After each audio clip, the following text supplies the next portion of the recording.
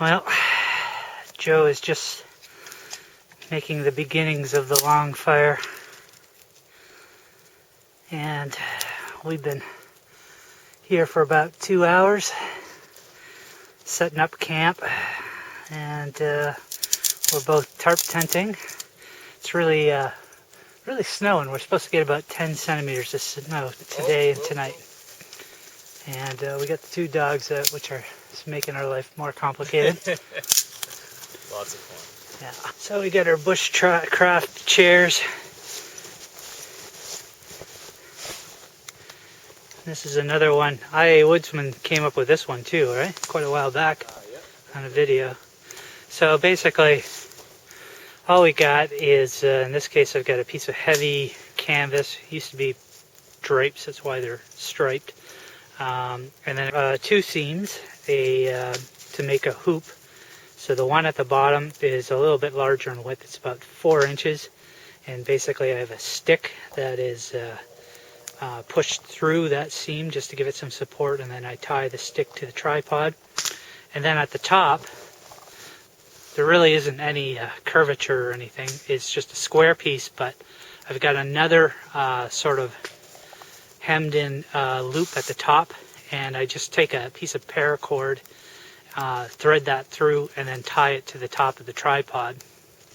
And then you just position the tripod. You got to kind of screw around with the tripod a little bit so that it's stable and it fits and it matches your height.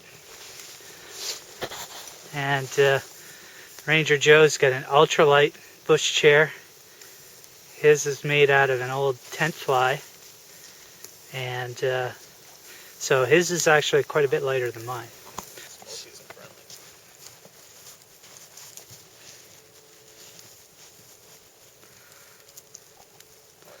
So it's coming down like crazy.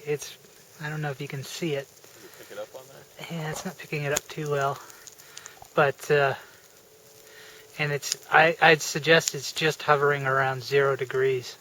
So both Joe and I are quickly getting pretty soaked. And this is one of the challenges of winter camping when it's quite warm or close to 0, is trying to stay dry. And we kind of suck at it, don't we? I concur. But we're both sleeping in synthetic bags tonight, so that shouldn't be much of a problem.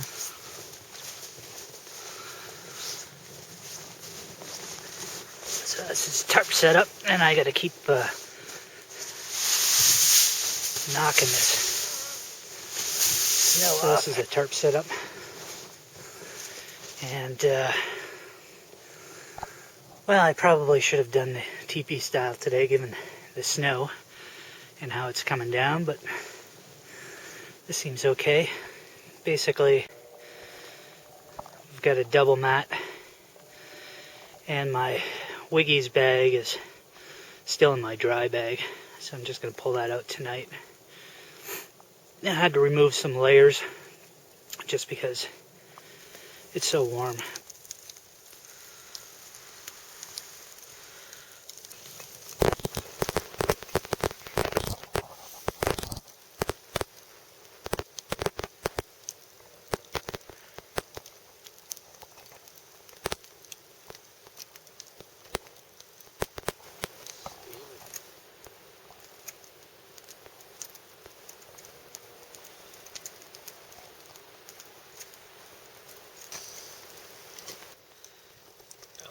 Ranger Joe waits till 10 minutes before bedtime before he invents the pot stand. Well, it's 7:30 the next morning. I slept pretty toasty. Joe had cold feet. So this is a bag. First time I get to sleep in it. I only got it about a week ago. And it's a Wiggy's Ultima Thule bag. So it was rated to minus 30 degrees Celsius or minus 20 degrees Fahrenheit. Really high loft in it, and I don't think last night was a particularly great test for it because it was only minus 7. but I was super toasty warm. You can see that it really constricts there because this is the extra wide version, and that gives me a whole lot of room. And I'm going to see if I can get in a little bit closer. But you can see these really thick baffles that cover the zipper area, and that just locks out. There's a little bit of wind. Just have an open tarp here, and I didn't feel that wind at all. It comes with this cool pillow that's made of the same insulative material. This was really nice because that insulated pillow under your head made it comfy and also made it very warm. And then the hood here locks down. It's got two cords. This is the hood cord, and you can get that locking down really close around your face. And then there's another cord in here that you just pull, and basically a clip lock, and that basically brings the bag around your chest. So I was able to really close this down tightly, so it was just basically over my face. It's a bit bulky, and I'll get a shot later on when it's compressed and ready to pack up to go.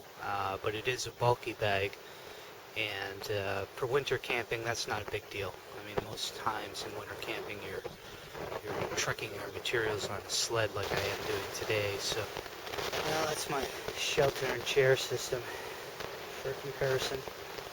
So, and then I have the two pads wrapped together there. You can see they're quite bulky. And then my big fat ultimate dually, which is also pretty. So we're off in search of some basswood and do some bow drill just for some practice this morning. Yeah, it's always a little slightly more challenging tree IDing when there's no leaves. Yep. So that's basswood too. That's basswood? Basswood. This is basswood younger. This is when it's older. You can tell by like The fissures? Yeah, that, and see the little dots everywhere. The little diamond dots will be on the big ones too. I know it's corky underneath there. Yeah, underneath the bark, yeah.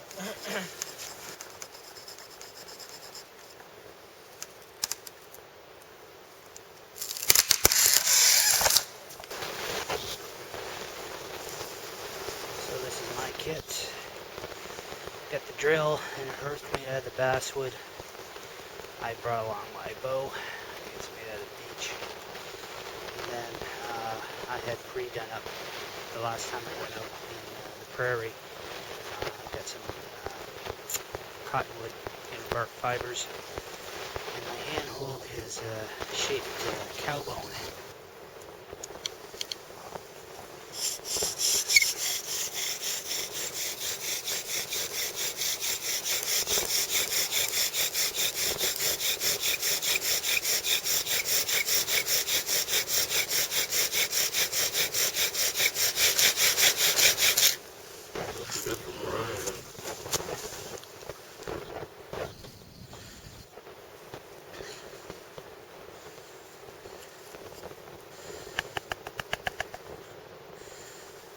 Wow.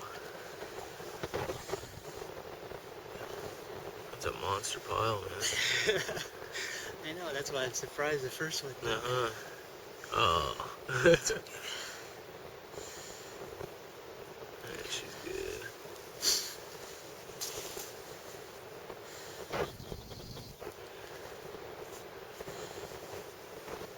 It's a real dense powder.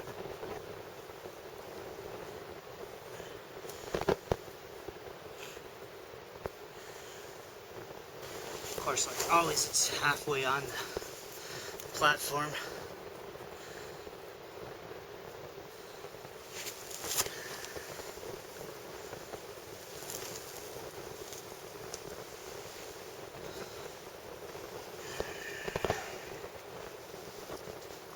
Hey, back off, guys.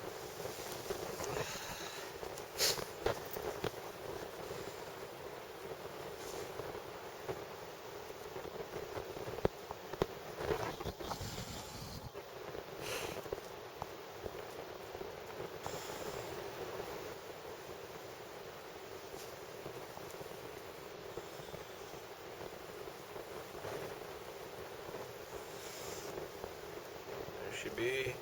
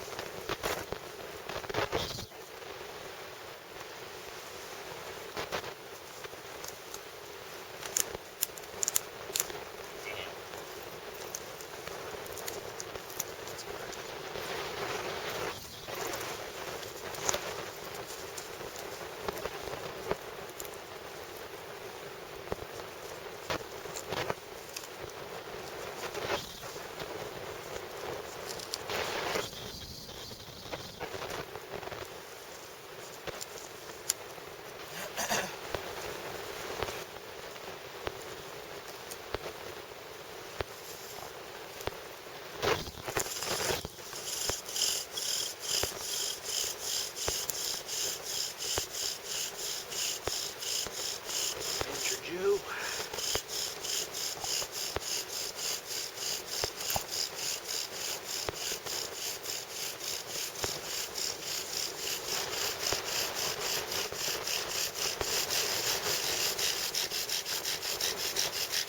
Going like a fury. Beta, watch.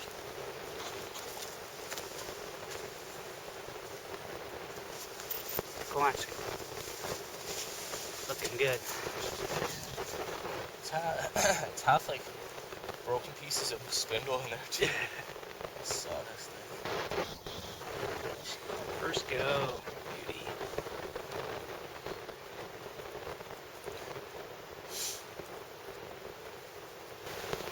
So blue beech or musclewood. Little stand of it here, but this piece has got some real flaky stuff. Let's see if it lights up.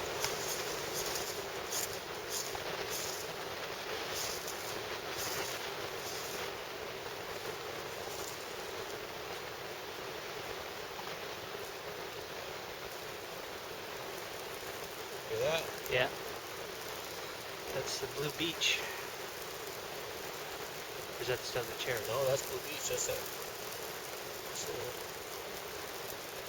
Damn. See the black smoke? Yeah. That's crazy. Big sassafras tree.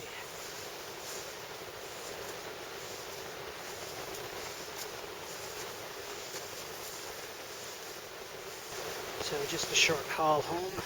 Everything's packed up in my kitty sled. It's Joe's overnight setup.